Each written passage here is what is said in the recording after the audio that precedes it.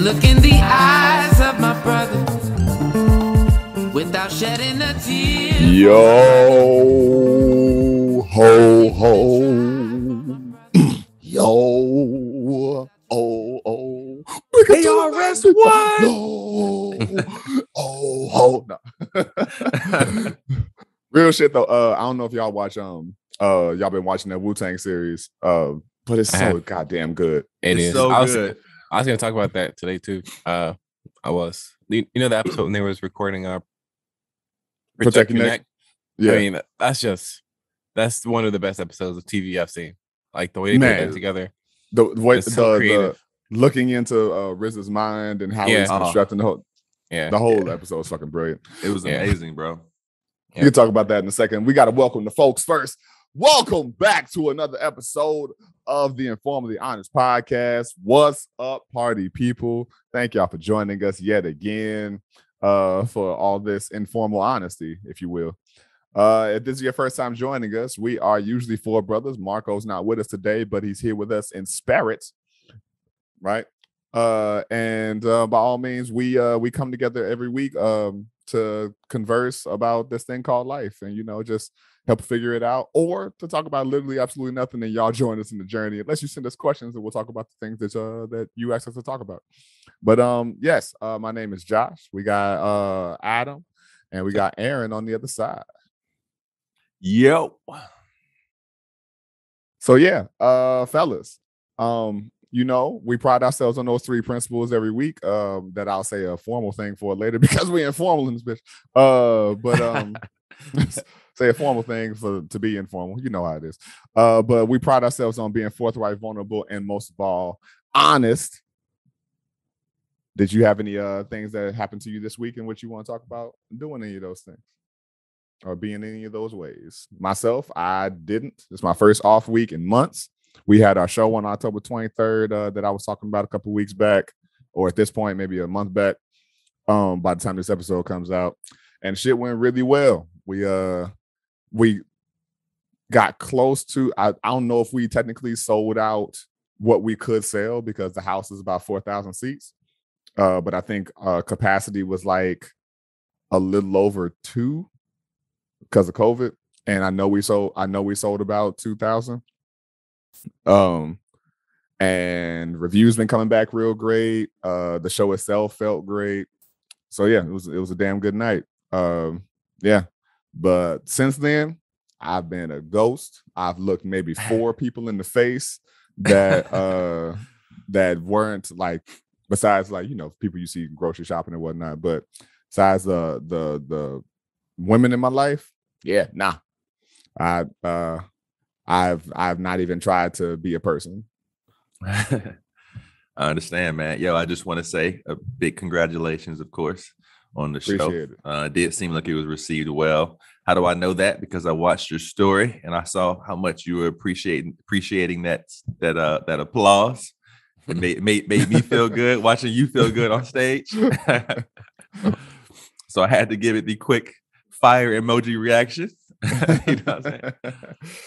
Yeah, so that was dope, bro. That was real dope. But over here, yeah, it's been pretty much the same. Nothing too crazy, but not in a bad way. It's been a pleasant week. I can't speak too much on these, but I did have a honest and vulnerable moment. Well, my girl and I have them fairly often, just different conversations that we have. Mm-hmm. And what I can say about it is that it feels really good. Or it feels really good, and it feels like we're both still willing to be honest and be uncomfortable with one another, and expressing how we really feel about something. So, and that's after it's been about 5 years, and I guess the main point is, it feels good to know that I could still be uncomfortable and like honest and vulnerable around her. So we definitely had a couple of those conversations this week around similar topics, and still feels worthwhile. So yeah, that was my main point. We had some sincere ones, and it doesn't feel like it's just, I don't get the feeling that it's just me being able to do that. I get the feeling that she feels the space to be able to do that too. So that shit makes me feel good, Joe. But it is definitely an uncomfortable thing. But yeah, man. Word. It's working. Yeah, it's working. So to make it a light note, you know, it seems like we're both able to do that, and that's a good thing. That's a space that not a lot of people are allotted, man. So sorry for being so vague, y'all. AJ, you got anything this week? Yes and no. I can't really think of anything, but like I mentioned before, I was gonna force something in there and say that honestly, I think that this Wu-Tang series it just exceeds my expectations. Because like when I heard it was a thing, I was like, I don't know about that. You know, like how do you tell that story, you know, through like a TV series? But I mean, of course, as we know that everything that they're showing isn't necessarily how it happened, you know, but right. It's a little embellished. Yeah, as far as the entertainment value of it though, it's great. So I mean, and we mentioned that episode when they were recording Protect Your Neck, and it's like and like in the first season when they was recording I think it was Seventh Chamber, which that's actually one of my favorite songs by them. I think it was the finale of season 1. That was a really good episode too. Yeah. And I figured that they were gonna, like, I saw like buzz around this episode like online before I saw it.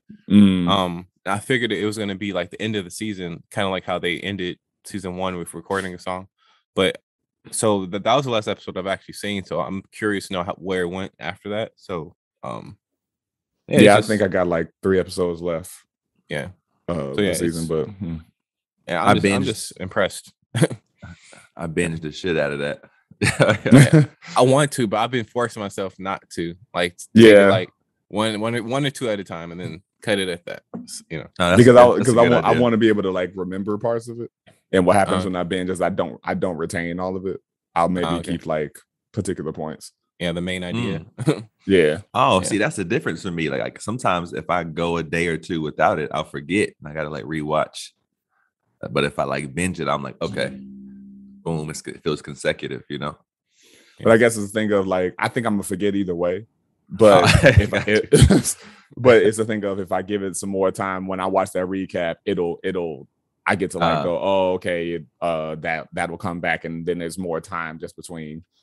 Like if I'm watching the recap every, hour because the episode is that long, then nothing about those previous episodes is gonna really stick. I got you. Yeah, got you. But yeah, I love the show. I think they do really well. It made me go back and try to watch some RZA interviews because home dude from Moonlight. I'm going. Is there a reason why RZA keeps talking like DMX? I was thinking the same thing like that. Then I was like, you know what? RZA does kind of talk like that. So because okay, I'll give him like, I don't know if he talks like that, but right. I think he does a decent job of trying to imitate his voice. But yeah. I know he doesn't really like talk like that anymore, but it made me go like, what the fuck was young RZA like? Because he talks like the dude playing whose name is escaping me right now. All respect and love to him. He talks like everything he's saying is about to be the greatest metaphor of all time. Yeah. I feel like they're landing on kind of thick in that department. Because like there's no way he's like that 24/7. Like why is he constantly prolific? Yeah. Because and the thing is I kind of have a gripe with some shows that are doing that, and so it is a critique I have of this because I don't know if y'all ever have or would watch Pose.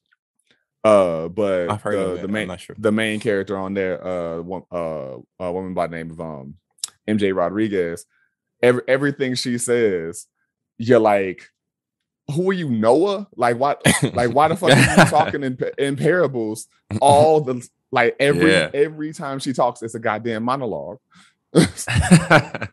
Yeah, it's just funny. It's like everything's not inspirational. Speaking in absolutes, This is the greatest. But no. So and Pose is a great show. It is. But what was I gonna say? The dude playing ODB needs every award. Yep. Yes. He does. He's fantastic. Yeah, because I was like, when I started watching, I was like, how are they gonna portray him? Because he's such a character. Such a exciting person, I guess you could say. It's like it's something about just the way he speaks, the way he raps, But that dude, apparently he's a rapper in real life, but that part doesn't even matter though, because it's funny because there's a part of, I think it's that same episode that we're speaking of. It's not a spoiler or anything, but he says something along the lines when he's talking to I think she's the building owner or the building manager. Yeah. And he says like something along the lines is like, I'm not a singer, I'm a rapper. And he's like, well, I guess I kind of sing too. Right. That was like just a genius line because like, yeah, he kind of does sing. Right. He's not just necessarily a rapper because his style was so interesting in that way. So I thought that was an interesting line. And in that episode, he pretty much saved them because who knows if she could have shut the whole thing down. She would have definitely evicted them because anybody who knows anything about like apartment renting, you're not allowed to do any actual damage to your apartment. yeah. Especially with 1,000 egg cartons. But right. Yeah, that was fire. Yeah. Hey, side note, I watched. Was that ODB's son playing doing his verses in the Tiny Desk, in the Wu-Tang Tiny Desk? I'm pretty sure it was. I think so, yeah. Yeah. That was impressive. I was like, okay. Couldn't remember. But anyway, I thought their Tiny Desk was pretty dope. Yeah, it was cool to see that. Yeah, it was. I mean, Shamik Moore is doing a great work, Quan. Yep. I don't fully agree with Dave East being meth, but he has the voice down. Yeah. He does. Yeah, I think he does a good job. Like, okay, so like there's members of Wu-Tang that are more popular than others, obviously. I think the ones that are like the bigger, like Method Man, Raekwon, Ghostface, like I think the ODB, I think the guys that play them do a pretty good job. I mean, yeah, just because I don't know everything about Wu-Tang, but just for the little bit that I do know, is like it seems like they're portraying. I always look at the way that they rap, like they're rapping like the people. So I think that's pretty impressive. METHOD, man. Yeah, I was gonna ask how y'all felt about Joey's replacement as Inspector Deck. I like him more. I love Joey as an actor too, but I think I like the replacement more than not that we saw a lot of in the first place, but I think he does a good job. That was my gripe. I just I wanted to see Joey more, but I think this dude is dope, yo. I love that he's tagging every fucking thing. Just reminded us when we were skating back in the day. I also need to go look at an old picture of you guy because I find his sideburns absurd. I think they actually the sideburns I don't recall, but I think he looks like him though. Just in the face. Yeah, I think he does kind of like him. He's kind of small, but I mean, you're not gonna. And that's like right. Those kind of things. That I can say the same thing for getting Shamik or a dude playing Ghostface. Why the fuck are they so skinny? Because yeah, been fat their whole life. Yeah, man. Yeah, that's for true. Real. I mean, especially RZA. Like, there's no, there's just no. I mean, RZA ain't that damn dark skin, but yeah. I think they gave him the role just because he's probably the best actor out of everybody. He's the best actor, right? So they're like, okay, we need a good actor for the guy that ran. Besides Shamik, I think Shamik and him are comparable, at least as far as their their resume. Yep. Yeah, I'm impressed by both of them. It's like that fucking series is dope, yo. Mm-hmm. And it's also interesting seeing Shamik kind of navigate this whole old school hip hop pathway that his career's kind of been, because he was also in the Get Down. Oh yeah, he was. And he was in what's that movie? Dope? No, was it Dope? Dope, yeah. Dope. Yeah, he was the main guy in Dope. That shit was it was pretty. I think that's the first thing I saw him in, actually. Yeah, I agree. So, congratulations to those dudes, man. I love the series. I can't wait to finish it. I hope it gets to season 3. I saw an article today. It's like, will it get renewed? And I'm like, whether were the ratings bad or something? Yeah. I do think they released it at a weird time because there's too many things that are already popular. Yeah. But I think in this age of content, that's almost impossible to avoid. Yeah, it's so much stuff out True. there. Dude, anytime something makes me like not really necessarily reflect on my own life, but like inspires me to like want to like rap, you know what I'm saying? Or like or produce or something, or like just be creative. Like that's almost all I need, but it's also incredibly entertaining. It's like it's just a good story. It's like I don't understand how like we can't be the only ones feeling that way. So like they need to keep at it, man. No, I mean, I was talking to my big brother Kahari, the disco poet, as his stage name is. He hated Wu. Like he grew up in that era and all of that kind of stuff. So he like him and Kool Herc are friends. Oh, nice. But he hated Wu-Tang. And he's like, man, that show was fucking phenomenal. Oh, the show. Funny thing that you used to say that, Aaron's like, so I've been on and off with like making beats for honestly since high school. I never really put it out there though. I've been on and off with it since high school. But when I watched that show, I never said this, but when I first watched that show, that's when I actually got back into it, and I haven't stopped since. Like, so it's like that show like single-handedly inspired me to. I'm not gonna say I take it serious. I don't take it serious. It's just a hobby. I'm not trying to produce anybody's album or anything, but it's just like it's just an inspiring show to me. Yeah. Definitely, yeah. That's hell yeah. That's wonderful to hear, dude. Yeah, that's wonderful to hear. And it's sometimes I can't lie. Sometimes things like that make me think of us. Just like a group of friends who are like creatives and who grew up together. I mean, not like they didn't all grow up together, but like just the way they're cohesive or like I'm losing the ability to muster up the proper words to explain this, but I think you guys get a feel for what I'm saying. It's just whenever you see a group of dudes who are obviously friends are just, I guess, cohesive. It just form my Voltron. Who are meshing well. Yeah. We'll blast you with our shoulder missiles. It's just really cool, man. It's just really cool. Yeah, I agree with that, and even I do like some of the show is hyperbolic or embellished and all that kind of stuff. But I do wonder, like, did Raekwon really try to kill Ghost? How much did it really take for them to be friends? Like, so I heard that part was not. Now this is from Raekwon. He was on Talib Kweli's podcast, and they talked about that, and he was saying that didn't happen. But I mean, if it did happen, I don't think he would necessarily want to be out there. I don't think he would say it. Yeah. It's like, because it would kind of make Ghost look bad. It's like you bypass the other way around now. No, I'm saying it would. I'm saying it would forgive him.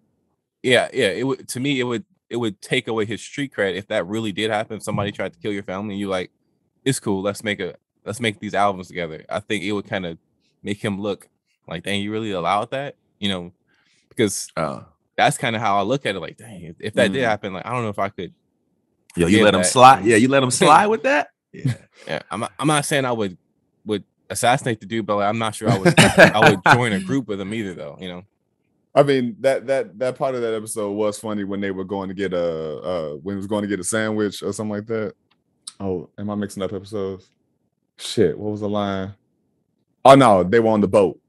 When they were trying to get them. Yeah, that was a great episode. Where he was like, I wasn't shooting at you, I was shooting at the idea. Oh yeah. Yeah, that's dope, yo.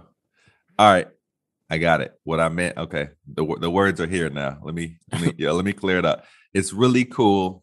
It reminded me of us because it's cool to see people who wanted to do, who like specifically when RZA was like, got them all together, was like, yo, nah, I know we are doing our own individual thing, but like for the longest time, RZA wanted them to all come together and actually do something. And it just reminded us with this podcast or different things we've kind of come together to do. That's what it is. It's like super cool to see that pan out and like see what that could be. And like obviously for for the show's sake, like it was, and for the group's sake, it was it worked out even better with them together. They were just like a powerhouse in hip hop. So that's what we're gonna be in this podcast. There we go. That's what I did appreciate it. I had heard about it, and I don't know, all the fine inner like the between the lines and all that kind of stuff about their contracts. But I remember RZA talking about it in some other interview of him saying, like, I knew we were strong together, but I needed to make sure everybody could still have their own agency. Hence why, like, he gave them all equity in Wu-Tang, so that they could always make sure they could do their solo stuff as long as they knew when we got to do something together, we got to do something together. Yeah, that's so dope. I love that sense of freedom too, man. I love that. He was thinking ahead. Yeah, exactly. That encourages. Give me 5 years of your life, 5 years, man. Come on, son. You better off just telling niggas what you want, man. I ain't reading all the. Honestly, for me, and maybe because I knew the success the group had. For me, like, that's not really that big of a deal, dude. Just sign the contract. Like, I didn't think it was that big of a deal, but maybe that's because, like I said, I knew the outcome. So I'm like, true. I guess for lack of better terms, I'm like, being the real niggas that we are, like, I mean, that's what I was for Halloween.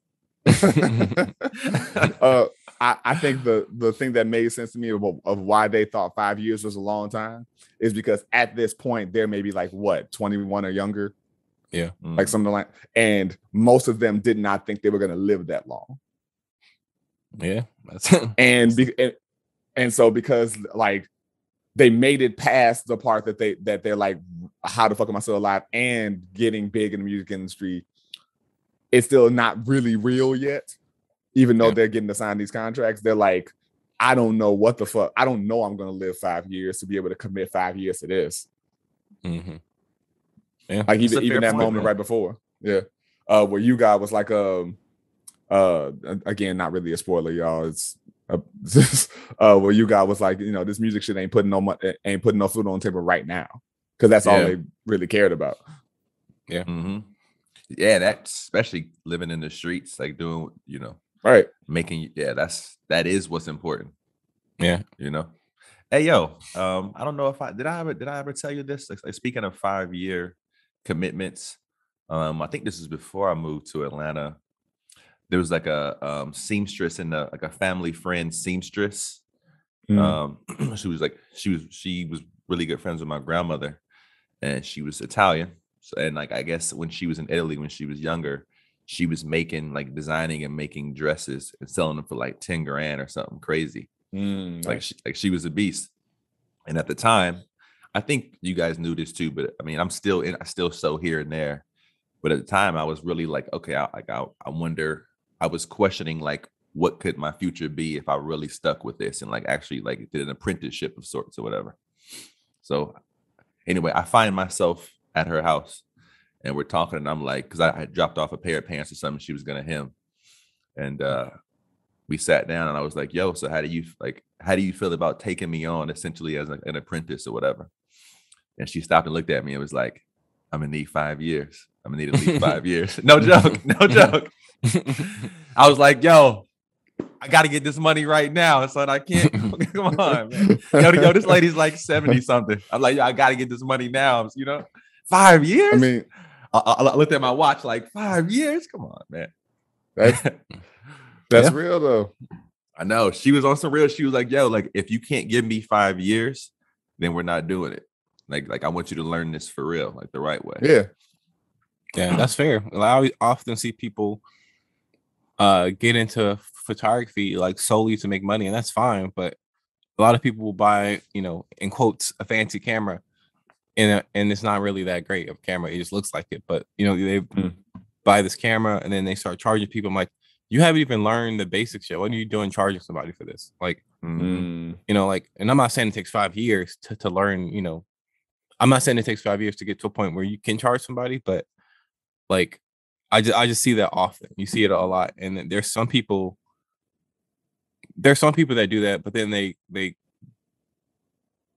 could grow fast enough where it's like, okay, you're valid, or they're just natural. Some people are just natural, and it's like, oh, dang, that's pretty good. You only been doing that a year, like, But yeah, I see that a lot. And for me, it's someone that I don't really work like I haven't even picked up a camera in a while, but even when I was, it's kind of like I was just doing it just to enjoy it. I wasn't really trying to, make money like that. If there was money making opportunities came up that I took, but I wasn't solely out there like I'm trying to make a living from this. Right. So it kind of annoys me a little bit when somebody buys a camera and 2 months later they're posting their rates online. I'm like, what are you doing? You don't even know how to use your camera yet.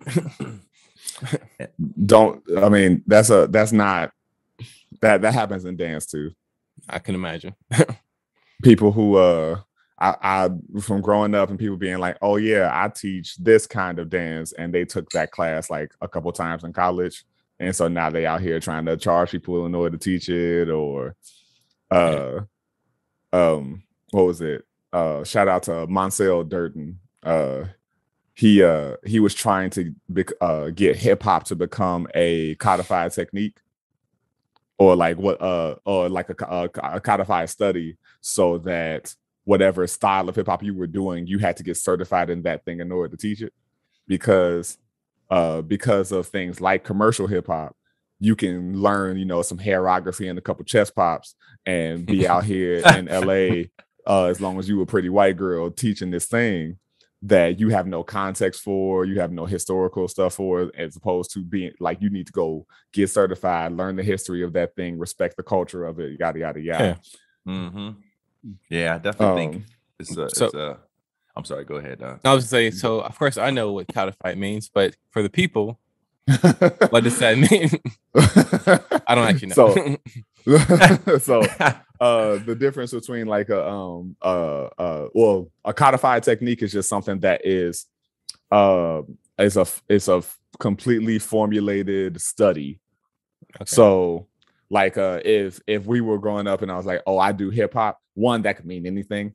That could mean I could do footwork and I could crump, I could pop, I could lock, I could tut, whatever. Like that could mean a lot of things. But if I say I studied the Horton technique, the Graham technique, I studied ballet, like these are things that like people have gone and written books for to say, this is how you start.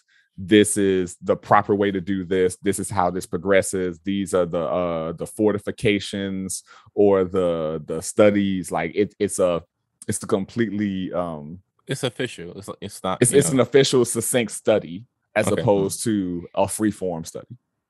Okay, got you. Nice. Gotcha. It's kind of like if I can compare it to a little bit of my world, it would be like photography is a thing. It has been for 120 years or something. Mm-hmm. But someone that's building sculptures out of cardboard, that's not really like it's not a traditional, it's not a formal thing. It's kind of like it's art, but it's not like recognized. It's like that's like a genre. Maybe that maybe no, yeah. It's essentially it's not necessarily the difference.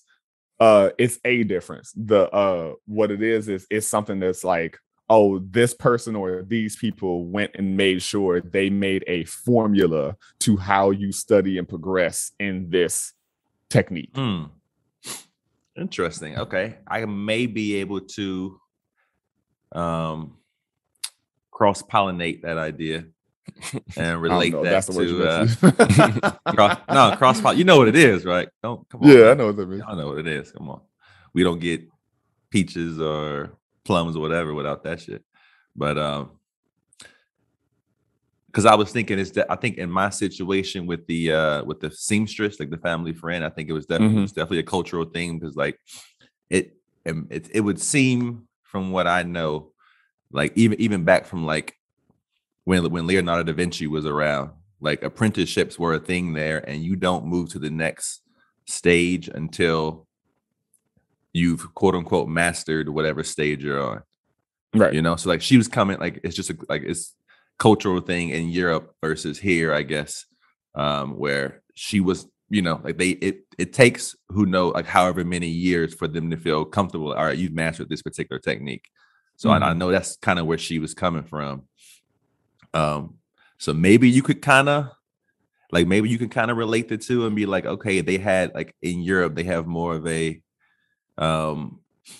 step-by-step process. I wish I had a direct equivalency in another art form, I guess.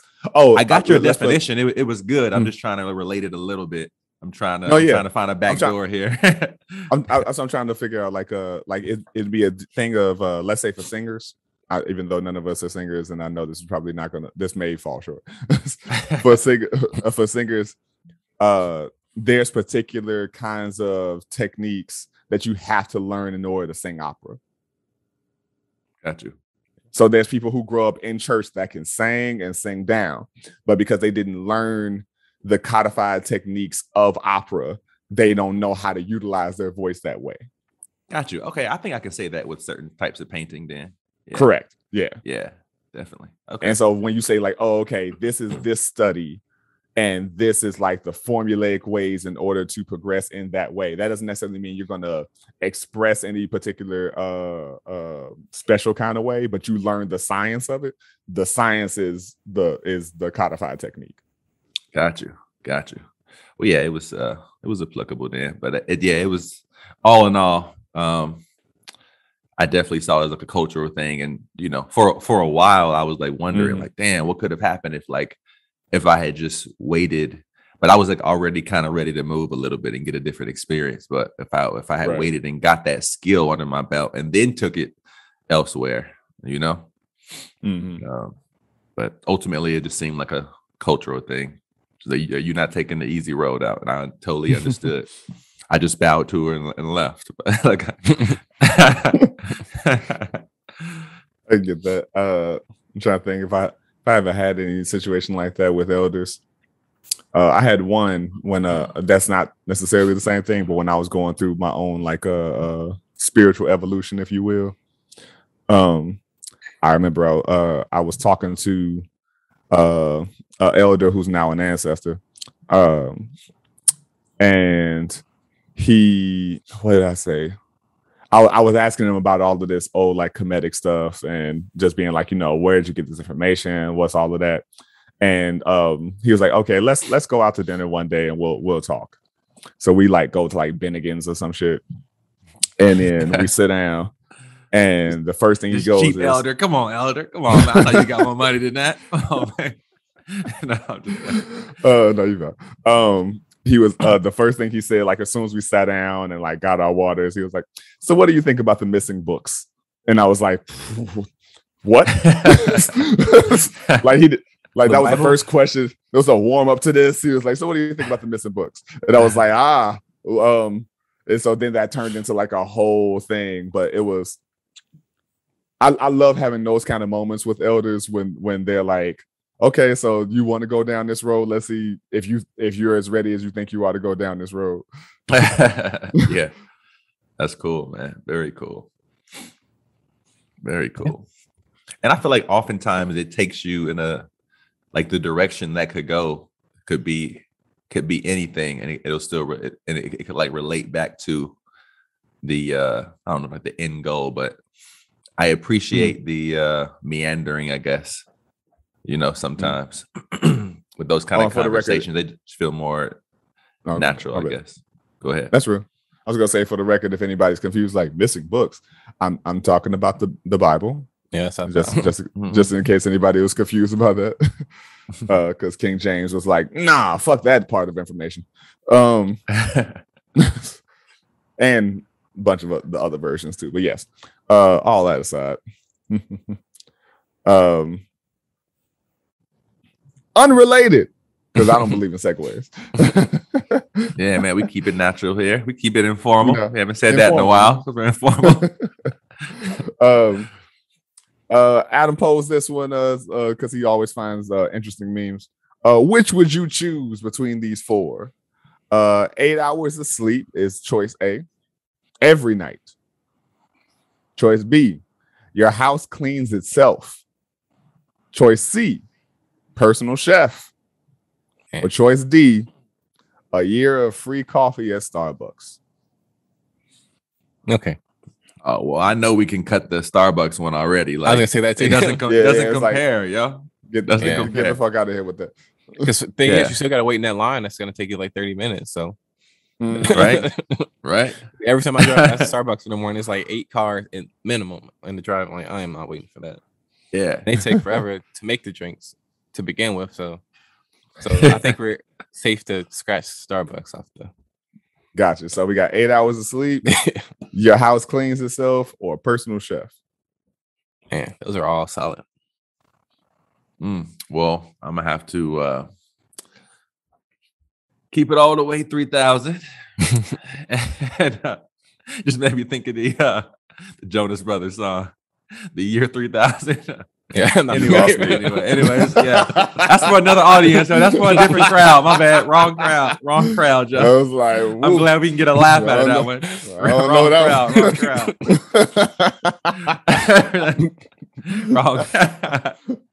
And there's a clip from this week. I should have focused on I should have listened to my instincts, man. I should have listened to my instincts on that one. Reminds me of From Wu-Tang to Jonas Brothers.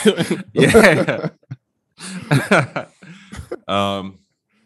Now I was gonna say sometimes we pay for like this house cleaning service, so that already gets cleaned anyway. So that one doesn't apply as much for me, and they do a damn good job. Although I think they could dust a little bit better, but I'm particular. It's like if it's some shit that I would have done, and that's not my job, that's not my business, I feel like be paying you to something that you probably should have caught. But anyway, you walking through your house with your white gloves. I was like, one time, right? Like I don't even want to get into it, but one time I opened the door, and just the wind from opening the door like blew some dust around, and I was like, "Wait, now, come on, man! I asked you specifically to focus on dusting this time. That should have happened." Anywho, they're solid. They're solid. Really, it's not a complaint. It's just sound like that was more like a 4.1 stars versus 4.9. Yeah. Nah, they're dope. Shout out to shout out to Melinda, man. She's a beast. But just like artists need to practice like human anatomy, even though you're a master, like it's still good to brush up on a human anatomy sometimes. Like just brush up on the weekends on the dusting, and you'll be Anyway, the other one was 8 hours of sleep, or what was the other one? Personal chef. Personal chef. Well, I already don't get 8 hours of sleep. I only get that much on the weekends. Weekends, maybe. So I'm trying to remember what it's like. I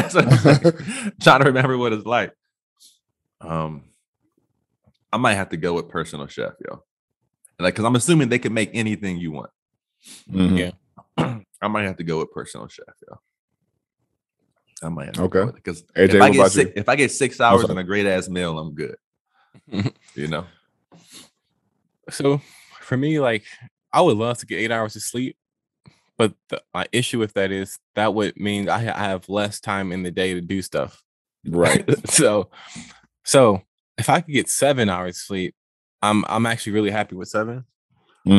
So I'm gonna say I'm actually gonna go with personal chef too, because a lot of times I find myself like I'll get home from work and I'm like, cool, and I'm like, dang, I don't feel like cooking, or because like me and Kirsten eats I'm not gonna say we eat completely different, but we just eat different food. So we don't necessarily cook. Like she doesn't cook my food, I don't cook hers.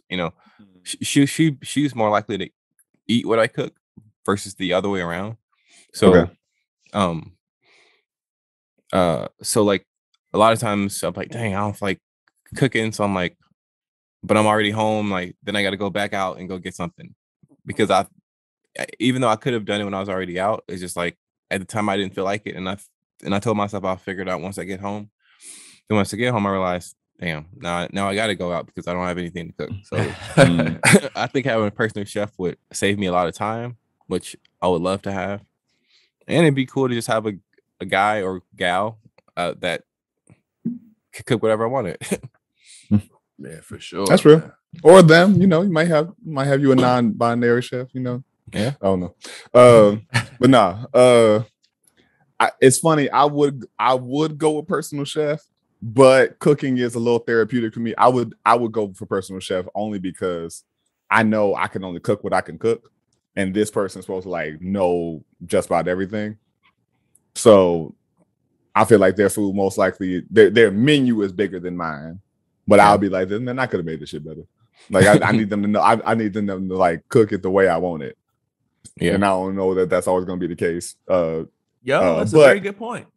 Shit. I mean, if they're a personal chef, they should, but they may be like, I'm sorry, sir, that's just too much cumin, and I'm like, yeah, you're fired. Yeah, them Josh with these spices, bro. I love spices too, but god damn, you be I ain't had no complaints. It's good. I just never had that much spice on spinach before. That's all I'm saying. That's all I'm saying, dog. That's all I'm saying. It's good. I ate it. I've gotten better about that than I was back in the day. But no, I would actually go for your house cleans itself, just because I'm on the move so much, and because I do enjoy cooking and whatnot. I would just prefer if I could like just get home and my shit's clean. That's the thing. That's the thing that bothers me the most is having to clean. Because I'm down to do whatever, but the actual act of cleaning is just, I'm like, I could be doing other things right now. I do it because it's necessary and because having a clean house is just better to have than the opposite. Especially because when I walk into people's houses and it's two places that I need you to always have together. 3 if we count your public spaces, your kitchen and your bathroom. If your kitchen and your bathroom ain't together, then those are the things that I always because that's I know fair. if I'm going to a place and especially like you're like, oh yeah, I cooked, and I'm like, yo, your kitchen's fucking filthy. I can't trust that food. Interesting. Yeah, interesting. Or with the bathroom and whatnot, I'm like, yo, this is public space. You had a hearty defecation earlier, and you ain't get that third flush in, or just hit the bowl, so we ain't got scraps of your breakfast around. Like, yo, you didn't care about the fact that somebody was coming up. Like, I can't trust that. I feel you on that. Like that third flush, yo. It's hard for me not to see because the bowl is white. It's so easy to see anything else there. It's so easy to see anything else there, man. Hit that third flush, man. just hit the third. Or everybody should have a toilet brush. If you knew you left some marks and that second flush didn't get it, swirl that bitch around. Yeah, agreed. Before people walk in your fucking house. But that's just me. That makes me think, because I think we all answered. So I think maybe this is a good segue. I saw a meme the other day, and it was like, it was a young lady. I guess she posted it. I don't know if it was Facebook or Twitter, but it was like screenshot it, and she said something along the lines like, if my trash is full and you come over, I'm assuming she's meaning to a male friend of some sort. Mm-hmm. Then she expects the trash to be taken out. No. And this got a lot of mixed reviews, responses, and reactions. A lot of mulatto responses. Like, it's like the person that posted it, I'm assuming she agreed with it based off of just her comment. And then a lot of the people in the comments agreed with her, and I completely disagree. But how like sometimes you don't want to be like the one person that disagrees and it turns into this thing. I don't know, maybe don't like that, but I know what you mean. Yes, but I'm not gonna say anything. I'll let them have the thing. And then someone else posted it that did share my view. And like, okay, I'm gonna say something.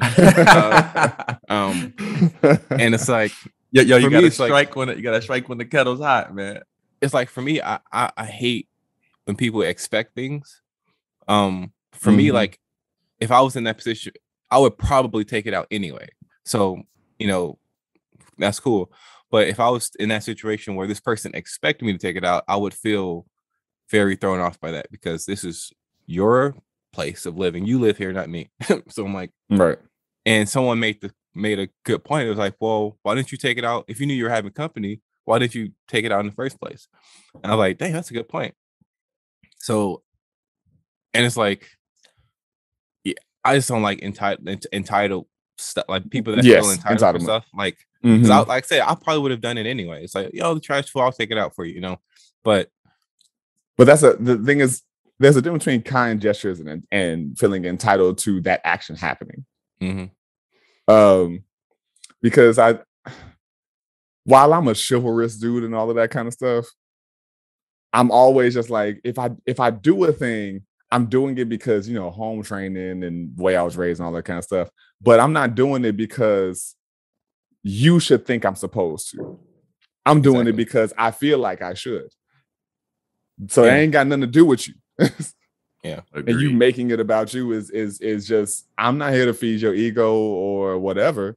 It's just a thing of like, if I'm over here, like I'm gonna wash my girl's dishes before I leave this house, and she's gonna, and I'm sure in some expectation of it, she's like, you didn't have to do that, and I'm going, yeah, but you had dishes, so I do it, so I did them. Yeah, yeah, I feel the same way, really. But yeah, and so I'm not over here like what is it? Even if she does dishes at my house, I don't know that I've ever been like, yo, like if she came over for a weekend and didn't do any dishes, I wouldn't be like, yo, you couldn't like help out or something. Now she was over my house for like a month and she never did any dishes, I'd be like, yo, pull your weight. You're not paying any rent. Yeah, she contributed to the dishes. Yeah. Right. I mean, she contributed to dishes because I fed her, but and that kind of is that an unspoken rule in some houses? I know it is, where if one person's cooking, the other people clean. Is that still an unspoken rule? To some degree? I think that's household to household. I do know people that are like some houses. I'm always like, whoever get to them first. Yeah. If I feel like doing them tonight, I'm gonna do them. If it comes morning and neither of us have done it, whoever gets to it first. I prefer usually, and especially during the cold months, that I don't leave dishes in the sink overnight. Just because I live on the first floor, there's a big alley next to me, and rats be finding holes.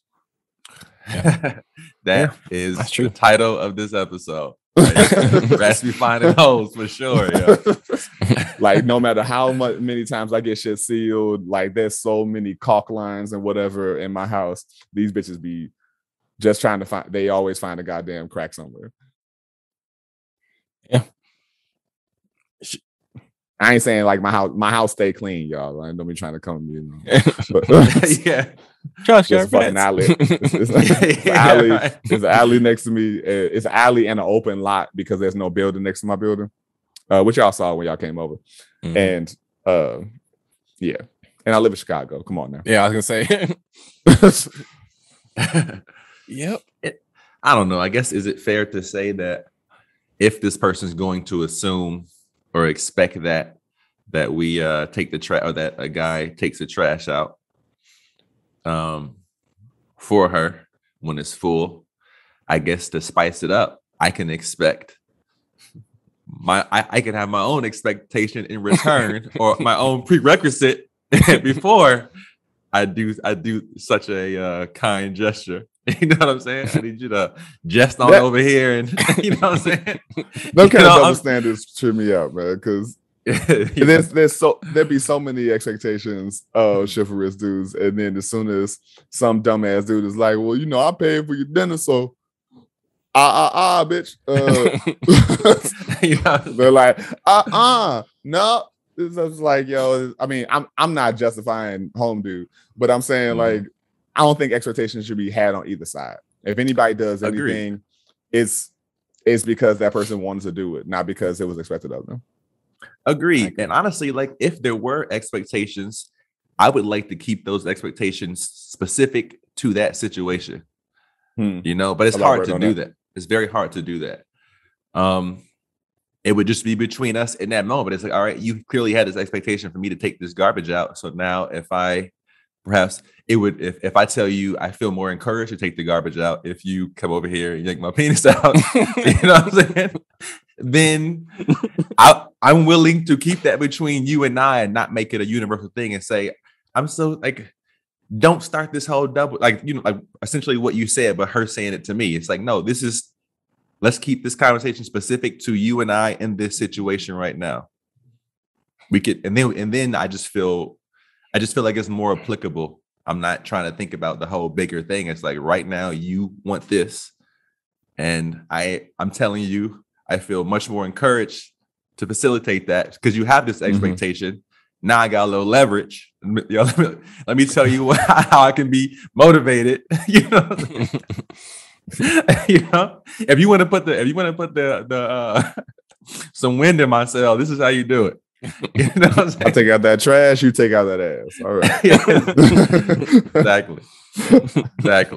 I mean, if we're gonna have silly ass expectations anyway, it's like, well, I got one that comes to mind. Here's a light bulb for you. Oh man, that's funny. Yeah. I'm hesitating to bring this up because I don't remember the whole thing, but I was passing something in my For You on TikTok or whatever, and it was some basic dudes arguing with some basic chicks about like gender roles and shit. Because everybody's independent, yet somehow expect gender roles to still exist and all this other kind of stuff. Like, I'm not saying that I probably phrased that wrong anyway, but either way, just being like, if a dude is self-sufficient, has his own money and all of that kind of stuff, but also cooks, cleans, etc. for himself, then besides ass, what is that girl bringing to the table, and vice versa. If the girl is self-sufficient and has her own money to splurge, take care of herself, what have you, and cooks, cleans, and all that kind of stuff, what does she need to do for? And dude was arguing like, I don't need you for anything. I want to bring you into it, and that's the difference. But she was trying to argue some other thing. So I guess the thing I want to try to ask is, do you think gender roles exist in your life currently, or gendered roles, or as we know them, or do you think that they're archaic and unnecessary at this point, or just not applicable to your life?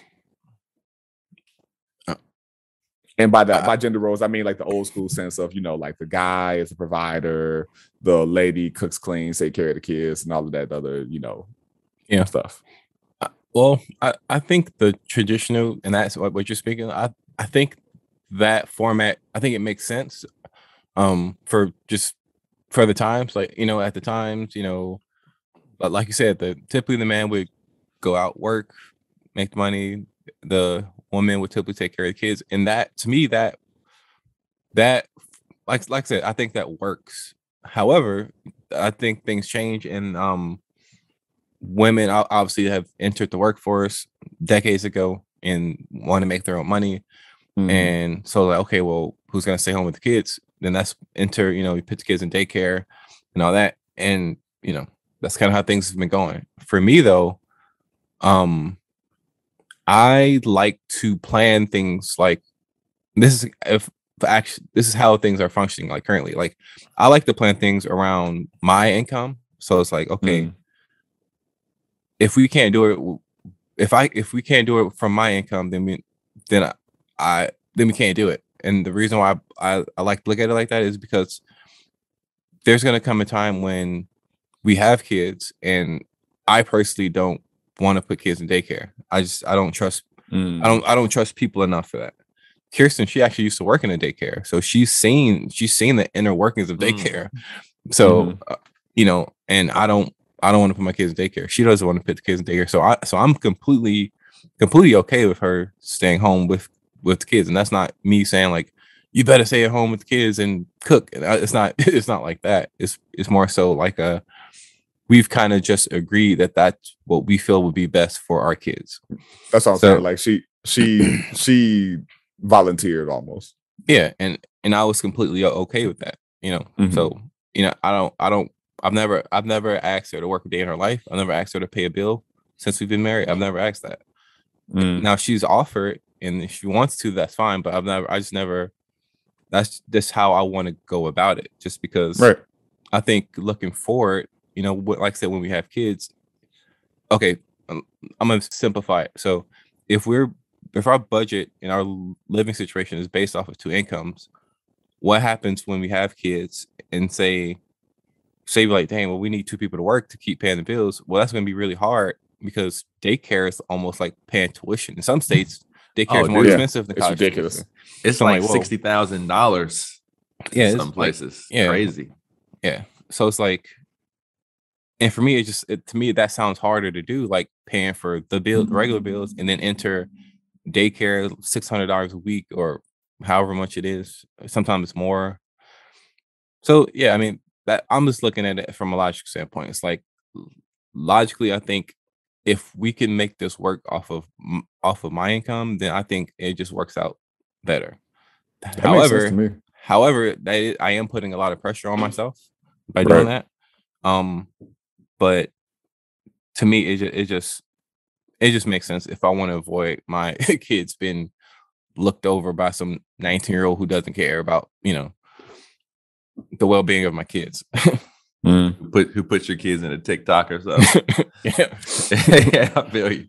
Totally understand. Hey, Dub, what about you? What was your first question? Do they exist in your world? That's the first one, right? Do you even still like? Did you ever? It could be unpacked into a number of ways. You know, do you believe in old school gender roles? Do you think do you think they're applicable to your life? Or are they just archaic and stupid at this point, or what? I think they can be archaic and like arbitrary, but I understand how they could be useful. But I think it's more so like Adam said. To me, it sounds like they've had an understanding that's specific to them. And if those gender roles, if some gender roles that are like, typical, usual gender roles are applied in there, that's an understanding that they agreed on. And that makes it totally fine because it doesn't feel imposed upon, you know what I'm saying? It's like, it's agreed upon. So my thing is like, I do think gender roles are happening for sure. And sometimes it's based on convenience. It's like, oh, well, it's just more convenient for you. Like we just fall in line into those gender roles so easily. I just think it's important that you got to be able to adjust. It's like, so that's my thing. Like for us, it's just more, she does cook definitely more. I guess that would be one of the gender roles. But actually going back to one thing that you said, Josh, in regards to the meme, the time that I do cook, like specific, it helps if it's something that like I like and like I know that Natalie likes and I do fairly well. It feels really good. And I'm like, and like when I'm doing it, I get the feeling of like, shit, I could really like, I could be on, like I get the same feeling that I get when I watch the Wu-Tang thing next week. I swear to God, I told you, it doesn't matter what I'm doing. If I get that feeling like, I could be the illest. You know what I'm saying? Like it feels good. So I really don't mind. And that's how I'm hoping, like when she's cooking, I'm just trying to like, I want it to be more of like, I'm willing to adjust. I'm not like, it's never like, I'm not going to do it. It's always, if she prefers me do it this time, or if she's doing it, I'm hoping she's doing it because she wants to. You know what I'm saying? But I guess technically it's still a gender role and it can be expected. And I am the one who takes the trash out more, but it's not that she never would. Oftentimes the trash is probably too heavy for her ass. But yeah, so I think the gender roles can be convenient, but as long as it doesn't feel imposed and you're willing to adjust, then I think we're doing all right. But I think ultimately they are like arbitrary. Like like we were talking about marriage and stuff, and not to take it too far, but we're talking about how like, when is the perfect time? Or like how often are like arbitrary dates thrown out there, especially when you're constantly being asked. At a certain age, you get asked that, at least as a woman, you get asked that so much. So when you get married and everybody around you is already married or getting married, so you're really getting asked that question. When is he going to pop the question? Throw out a fucking arbitrary date. All right. Yeah. This is, you know what I'm saying? It's like they all kind of, a lot of those situations kind of feel like that to me. But so the answer is yes, they are, but we're willing to adjust, I think. That's real. Real quick. Go ahead. It's super quick. And then when you do get married, everyone asks you when you're gonna have kids. When you have kids, right? And obviously we've been asked that for a decade, and it's like, and I get it. It is uncommon for a couple to be married for 10 years and not have kids. I get that, but we're our own people though. And at the time, yes, I love that. Like when we first got married, we actually didn't even want kids. Like we both were like we were good. But then as we got older, like in our late 20s, that's when that actually started to shift. Where we're like, you know what, that kind of, maybe that would be, because like I said, 10 years ago, I didn't want kids. She didn't either, but that changed. So, yeah. It's funny. At this point now, I almost love people asking me both of those questions, just so I could be an asshole. Especially for people who don't know. Like people who don't know me are the only ones that still ask me those things. Okay. And I when I say don't know me, I mean like they may know me, but like my mom stopped asking. When I left the first marriage potential, she was like, "Okay, let me never bring this up again." Yeah, I can't even imagine you married at this point. Like at this point, like right before, like when you were actually engaged, I'm like, okay, I could see it then, because I know, but now I'm like, I can't even really picture that. Oh man, I'm telling you, it's not even like feasible in my imagination anymore. Yeah. But anytime people ask about like, like, oh my God, Josh, I constantly have people being like, and love to them. They be like, you're gonna be a great dad, and I'm like, yo, I'm getting my balls cut off tomorrow. Thing is, though, I could actually see you being a good dad too, though. I think, but go ahead. No, I have good paternal energy. Yeah, I've been like that since we were kids. It's just I've always been big brother, pops, all that kind of stuff. I have folks that call me Baba, which is father in Swahili, but I have no interest in fathering my own children. People know this about me, and anytime people actually ask me about it, I get to be an asshole, and it's fun. But as far as the whole original question of gender roles and shit, it goes back to that double standard thing where I'm like, I'll do stuff, but I'm never expecting anything. I cook in the relationship I'm in. I cook way more than she does for us anyway. She'll cook stuff if I'm at her place, maybe, or we'll eat out. But most of the time, what's up? Sorry, I tried to catch a pause, so I didn't. I've been doing really good at not interrupting. I tried to catch a pause real quick, but I do have a question about that. Sometimes, do you think it's? I don't know if it's specific. Is it specific to you guys and just in general? Sometimes do you think one person cooks more often just because they're just better and the food is better? I think that's like more common than maybe people are saying, in my opinion. And that probably is gender roles. Just like, yo, this person's better. Yo, I could get better, I guess. But I think that could be the thing. I think she also knows that I think I like to cook more than she does. Got you. See, it doesn't feel imposed either. You like doing it. Yeah. I like to cook. She likes to eat. That's what it is. Now, does she clean up after? Do you guys have the understanding? Well, not necessarily. Like, does she typically, maybe even on her own accord, just decide to clean up, do more dishes after you're cooking? More often than not. Not always, but more often than not. It's never immediate because I eat late. Or maybe later than the average person or whatnot. So we may be eating dinner at like 9-10 o'clock. That's some European shit. Woo. Is it? Yes, bro. Sometimes when I was in France, you have no idea how many times we began eating dinner at like 9:30, 10. It didn't end till like midnight. Yeah, and it's just because so many other things are happening. We may have snacked on something around your typical 6 o'clock, whatever, but I'm gonna get hungry again. Yeah.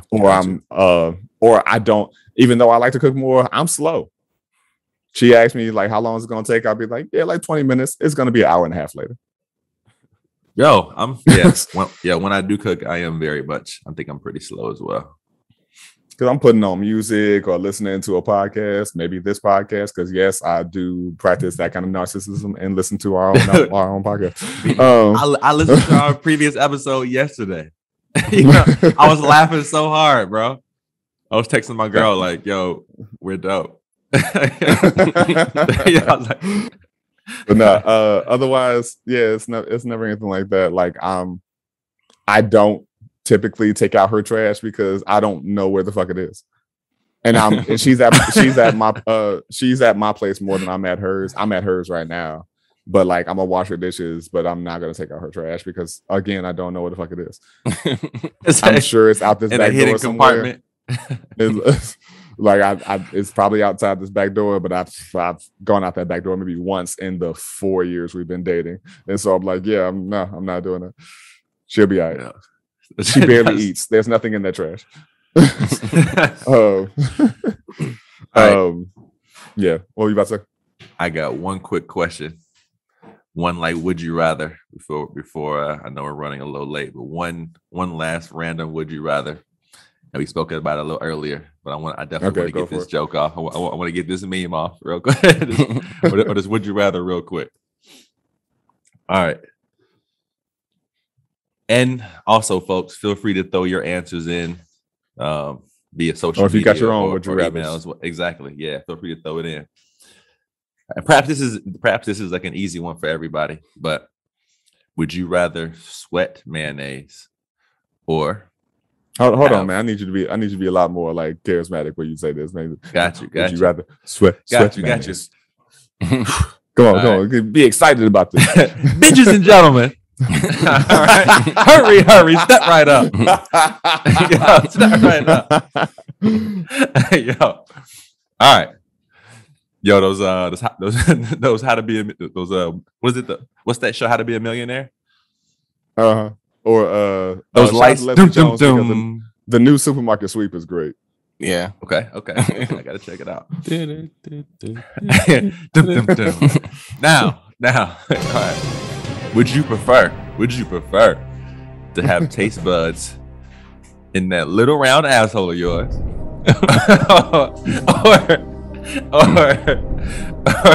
or would you prefer to perspire mayonnaise? Now we ain't talking about Miracle Whip. We talking about Hellman's mayonnaise. None of that Miracle Whip shit. All right. So you got sweat mayonnaise.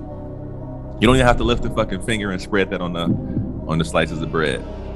Or you can just go for a run or watch Cops, get real sweaty, and then you're good to go. I watched Subreddits last night. yeah, buddy. Yeah. I was just gonna sit and wait for one of y'all to catch it. Or would you sweat mayonnaise or taste buds on your asshole? So And apparently, Josh, it's fair to bring up, we already have taste from, we learned something new from you. We already have, go ahead and let the people know. So apparently there was people who figured out that apparently they're the same skin or whatever that makes up your tongue or your taste buds is also the skin that makes up your balls. And because cats were dipping balls in soy sauce and noticing that they could taste it. And so incredible. Apparently that skin is already close. I feel like I remember somebody talking about there was something once upon a time of people like taking shots to the ass or something like not shots, but like like drinking liquor with their asshole and getting drunk or something like that. Was that a thing once upon a time? Mm-hmm. Butt chugging. Yeah. Oh shit. Yeah. And so I don't know if they can taste it, but yeah. I need to be up on my Apple News more. I'm tripping. I'm tripping, yo. I only know about it because I was surrounded by white guys for 10 years. That's real.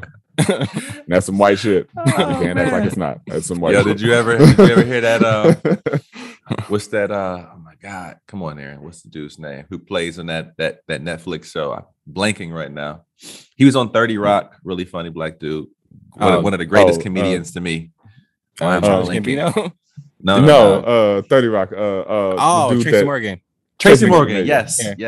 He said there's no shut. He said the Incredible Hulk doesn't actually exist. It's just white dudes in bars. I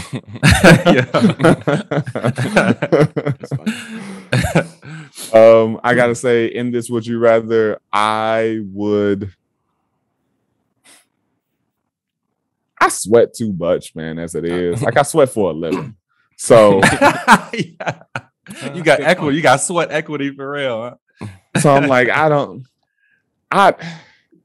was a bar, but we just keep it going. Let's go. I'd probably go for the taste buds in my asshole. Now, do I want to taste shit every time I take a shit? No. That's what I'm like, man. With all that seasoning, Josh, you do not want to have taste buds. Yes. Make my shit delicious, man. No. I can't sweat mayonnaise. That's dangerous to other people. I roll around the ground wearing barely anything. Like, I'm gonna be unemployed because it's mayonnaise all over the stage. Like, I'm a liability. And so that's true. That's a good point. I gotta go with the taste buds in the ass, man. Yeah, I mean, I'm gonna be short. For me, I don't sweat for a living necessarily, but I do sweat a lot. Like, I'm like over the summer, I just remember days when like it was like 85 with 100% humidity, and I could just walk outside. I'm not doing anything physical. I'm just standing outside, and I would just start sweating. So yeah, I'm gonna have to take the rectum taste. And I was like, okay, so how could I offset this? Like, so if I'm on the toilet, maybe if I just got a bottle of mouthwash, I'll just swishing whole time. Yeah. I was thinking about that too. I was like, yo, you pop some mints or something. Like, what do you got to do to like offset that shit? And that's great. Just get like your Listerine just right there. Anytime you got some in your pocket at all times, just in case it catch you while you out in the wild. You know, what were those strips? The Listerine strips from back. Listerine strips. Yeah. They still make those. Okay. What about the breath spray? A Banaka? Yep. Oh man. You used to always see it like you used to always see it like in 90s TV shows, like the guy talk to the girl and he pulls out his Banaka. Think about how many kids today have no idea what the fuck Banaka is. Yeah. How many like 20-year-olds probably don't know what the fuck Banaka is? Yeah. Man. Sounds like a black girl's name. Banaka Jenkins. Banaka Jones. Oh man. That's great. Well, I guess it's unanimous, man. Are you going for the asshole too? I'm going for the asshole, man. I might even fuck around and put that Listerine in the bidet, yo. I might even find a way to get that Listerine in the fucking bidet. I don't know if didn't we talk about that on the Real Sex episode that there was a dude at a convention that made sphincterine for porn stars doing anal scenes. Yes, sir. It's a whole new experience, man. Make that rectum minty fresh. Yes, sir. It might be overload. It might be like an overload of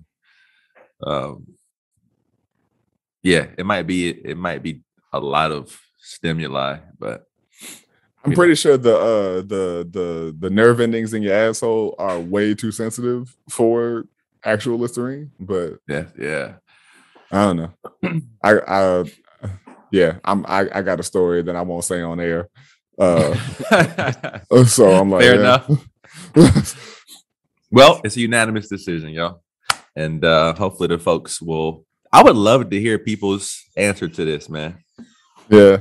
Well, let us know. Would you rather have taste buds in your ass or sweat that Hellman's?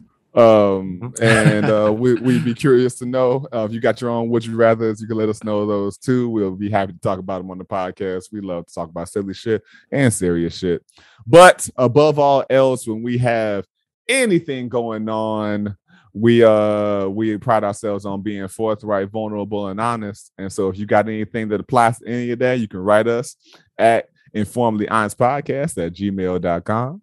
You can hit us up on our Instagram, Informedly Honest.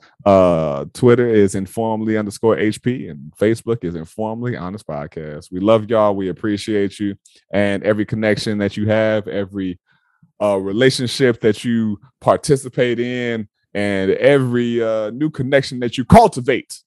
We always encourage you to be forthright, vulnerable, and most of all, motherfucking honest.